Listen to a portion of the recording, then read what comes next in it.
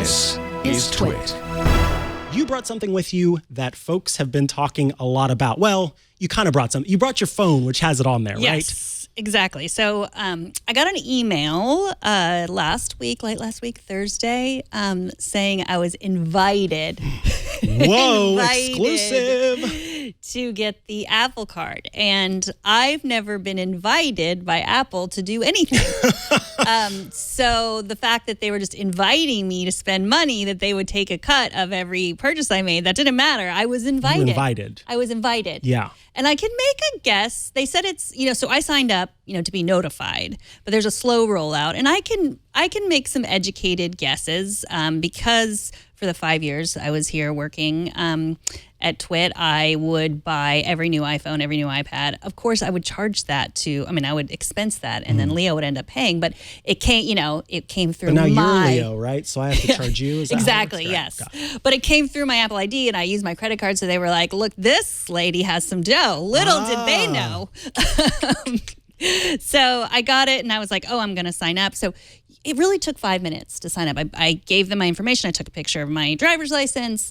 I'm sure I gave them my social security card, but not really. Pricked your finger, gave them a little bit of blood. Not that much of stuff. And then it was like, you just wait, and then I got approved.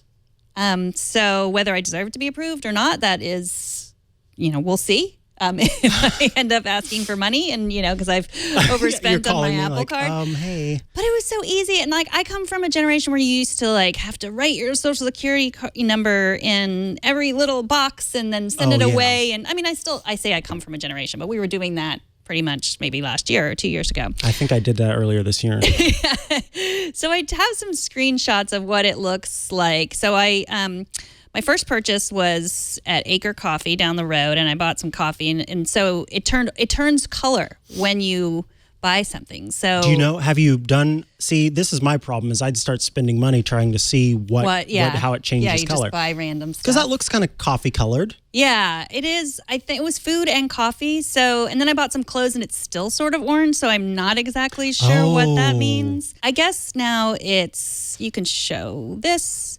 It is yellow and orange. Okay, yeah, I do see a nice little maybe yellow I on the bought, outside. yeah, so maybe it's clothes and coffee. I don't know. Honestly, it looks like a makeup palette. It really does. But yeah, I haven't paid any bills with it. And so when we started the show, I said, this is a credit card I don't need because I don't need it. I have 2 other credit cards that are great. They're both Chase cards. They're really super popular cards. One doesn't have an annual fee, and the other Chase card is the Sapphire Reserve and has a ridiculous annual fee, but you get travel, you get money back for travel, plus all your points go to travel. And I use that card just as sort of a, it's a promise to travel. I'm sure you've seen this science that says that if you don't do it, you won't do it. Is that what you're talking about? If you don't do it, you won't do it. Yeah. That's what I'm okay, that was about. a little obvious. I'm sorry for interrupting. That we overestimate the joy that buying a thing is going to bring us, and we underestimate the joy that an experience is going to bring us. Okay. And so, I think of travel as an experience, and I think of using a card that is going to give me travel points. It's like a promise to myself, I will travel. Because it's so much easier to be because I have 3 kids. It's 5 people in my family. I stole your pen. A ticket to anywhere. If 5 of us go literally anywhere, it's going to be $1,000. And that's a lot. So, we could be putting the money towards a college fund or something. But why do that when we can go to Hawaii? Which we did this year. That's what I always say. All 5 tickets on travel points.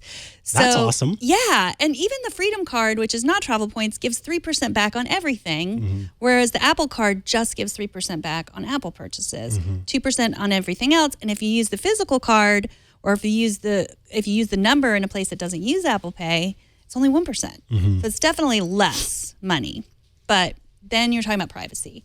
And that's the drum that Apple's been beating. And yes, it is more private. They're going to share the information with Goldman Sachs. It's also allegedly more secure, or I shouldn't say allegedly, I should say in theory more secure, because along with being private, it's also only giving a token to the different people that you're buying from. And so if that, when Target had that huge breach, then all they'd have is that one token. They wouldn't have your actual card number.